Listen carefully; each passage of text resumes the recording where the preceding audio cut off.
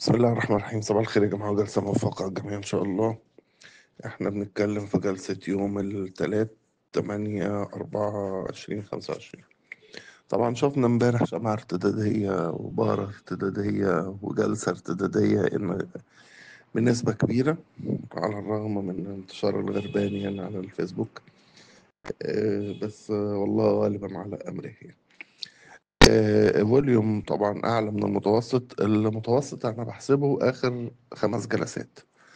ف المتوسط الفوليوم بتاعنا في اليوم 3 مليار. امبارح احنا عاملين 3.7 من 10 مليار. يبقى هو كده أعلى من الفوليوم مع شمعة أو شكل بارة، أو جلسة يعني شكلها ارتدادي شوية. الدعم هو احنا متفقين ان هو اساسا 30 250. النزلة اللي حصلت وكسرت 30 250 وجبنا قاع اقل اللي هو لغاية وصل لغاية ال 29 993. لا، ده اسمه فولس بريك، او هنعتبره ان هو كسر كاذب. مع ان يعني احنا كنا برضو متفقين ان احنا قلنا ان اول دعم هو 30 250، والدعم الزمني اللي بعديه 29 914. جاب 29 993، يعني فرق حوالي 70 نقطة ولا حاجة. مش قصة يعني، مش دي القضية يعني. أيا كان، احنا الدعم حاليا هو 30 250.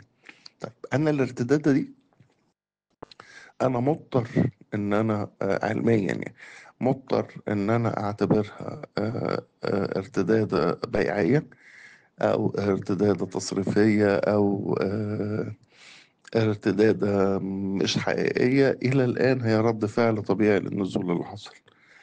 إلا إذا لما تخطى مستوى زمني، لما تخطى مستوى 30 930، كويس كده أقدر أقول لأ، إن إحنا دخلنا في حيز الأمان. الأفضل طبعا إن أنا أوصل لل 31 050 وأتخطاها وأقفل عليها أسبوعي. يعني بس إيه، عشان أستنى شوية. يعني التحليل الفني صحيح علم احتمالات، وأنا واخد السيكتور بتاع التحليل الزمني فيه، ولكن عشان أستنى كل الشروط يعني ممكن يبقى إيه ضيعت من إيدي 10 15 تريدة واحنا ماشيين. فخلونا نتفق ان احنا ايه اللي بنشتريه بنبيعه، بنعمل متاجرات سريعة في الفترة دي. لان حتى الزون يعني حوالي، انا بتكلم في حوالي 900 و 900 نقطة، فرقم يعني. صحيح بينزلهم في جلسة عادي مفيش مشكلة، ولكن لما بيطلع بالراحة وده طبيعي. برضو بس الزون اللي هي من 30 ألف لغاية ال 30 930، دي زون واسعة قوي، أقدر إن أنا أتحرك فيها وتستاهل إن أنا آخد التريد. يبقى إحنا عندنا كده اتفقنا إن الدعم 30 250، المقاومة 30 930. الاستراتيجية متاجرات سريعة لحين استقرار تام للأمور، و يعني السوق يرجع تاني يستعيد عافيته. ساعتها ممكن نقول باي اند هولد، اللي هو الاستراتيجية المثلى في الاتجاه الصاعد. طيب، انا السيناريو اللي انا شايفه النهارده ان احنا هنفتح عادي، طالعين بنجري في اوائل الجلسة، وبعدين هنهدي في نص الجلسة كده أو بعد ساعة تقريبا. دي دخلة الزيرو، الناس اللي داخلة متفائلة، الإخوة التريدرات عشاق الزيرو، هتلاقيهم جاي فاتحين صدرهم. الناس قافلة مراجم كتيرة برضو امبارح، فهتدخل النهاردة تفتح تاني. فده في أوائل الجلسة، وبعدين هيحصل تهدية. التهدية دي طبيعية جدا، لأن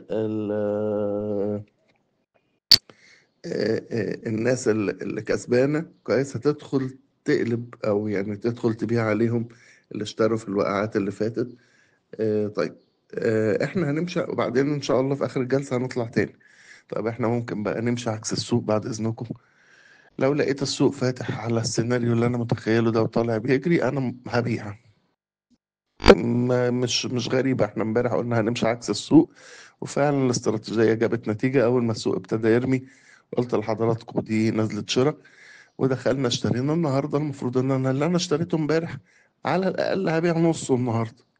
كويس، وهوفر سيولة. في نص الجلسة لقينا الدنيا بتهدي، عملنا 2 3 4% في السهم، هدخل اشتريهم تاني وانا مطمن.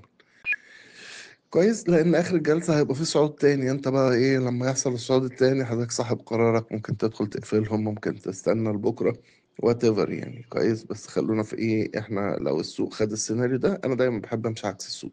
وهو ده برضو ده علميا على فكرة، مش يعني خبرة يعني من واقع الخبرة طبعا. أنا قال لكم خبرة، ولكن وقال لكم علم طبعا، ولكن يعني إيه بنساعد بعضينا. كويس. أنا بمشي عكس القطيع، يعني آسف في اللفظ، ولكن أنا بمشي عكس القطيع.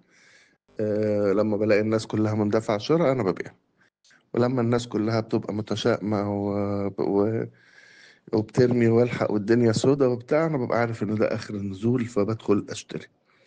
كويس. طيب يبقى احنا كده، احنا قلنا الدعم والمقاومة للجلسة، قلنا السيناريو المتوقع، قلنا الاستراتيجية المثلى، قلنا احنا هنتحرك ازاي. النهاردة عايزين نتكلم على أسهم. يعني ايه، احنا كل يوم بنجدد، بنضيف وبنخرج.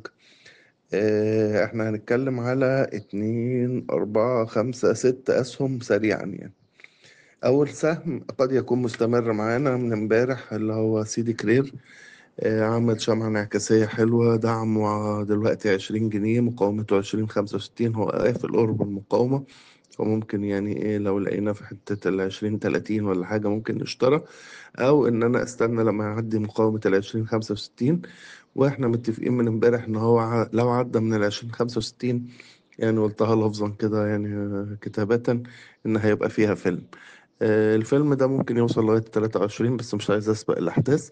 كيمة اللي هي بتاعت الطماطم بتاعت امبارح، اللي كنا بنهزر عليها على الجروب امبارح. كويس، هي شرع دعمها النهاردة هيبقى 7 جنيه و60 قرش، مقاومتها 7 88، ثم 7 98. تارجتاتها لسه زي ما هي، أنا متفائل بيها. ليه معرفش، بس ماشي يعني. كويس. مصر الجديدة ما زالت شراء، دعمها 11 20، مقاومتها 11 41. القلعة شراء برضو، دعمها 2 77 و2 79، مقاومتها 2 83. السهم ده ممكن يعدي 3 جنيه بسهولة، مش شرط النهاردة يعني. كويس. بالم هيلز، ده جديد قديم يعني رجعنا له تاني. أول مرة افتحه النهاردة، وفي الفترة اللي فاتت شراء. دعمه 6 65، مقاومته 6 82. عنده 7 جنيه وال7 10، دول نقاط مهمة جدا، لو عدى منها هيوصل 8 جنيه إن شاء الله. عتاقة أنا مش بغير رأيي ولا حاجة كل شوية، لكن أنا ما أقدرش أشتري في اندفاعات. عتاقة أنا أول امبارح قلت لازم تعدي معايا ال10 20.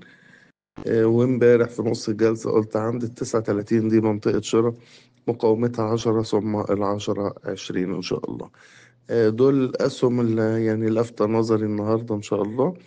خلونا نتابع مع بعض، ولو في ظهرت أي حاجة تانية إحنا مع بعض إن شاء الله. يعني ننصح بعضينا كده في خلال الجلسة. دي طبعا وجهة نظري في السوق المصرية، مبنية على الأسس المتعارف عليها، على سبيل الاسترشاد وليس على سبيل التوجيه ودون أدنى مسؤولية. تحياتي ودمتم سالمين. محمد جول.